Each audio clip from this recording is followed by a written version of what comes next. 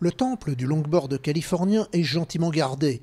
La contemplation de ces déesses de la mer est possible. Toutes proviennent d'ateliers d'outre-Atlantique, sont chapées à la main et glacées de manière traditionnelle.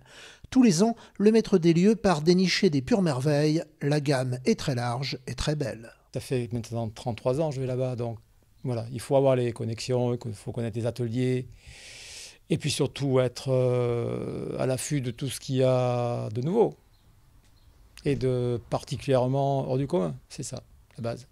Chaque voyage permet de rapporter à Montalivet des pièces absolument incroyables. Ce sont des planches vintage et tout est réalisé en Californie. Le chap, la pose de résine, la déco, le ponçage, c'est véritablement l'Amérique. Ces planches, communiées avec les vagues, sont les complices de l'océan, de la Manche, de la Méditerranée. Ce sont des planches uniques. Oui, bien sûr, bien sûr.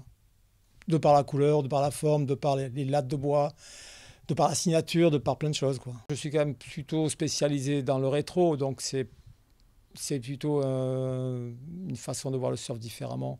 Un petit peu plus de glisse, un petit peu plus de feeling avec les vagues, du glide, comme on dit. Voilà. Après, bon, mais les planches californiennes, c'est des années d'expérience, quoi, des dizaines d'années d'expérience, voire des fois 60 ans d'expérience chez certains. Donc voilà, c'est quand même difficile à trouver ailleurs.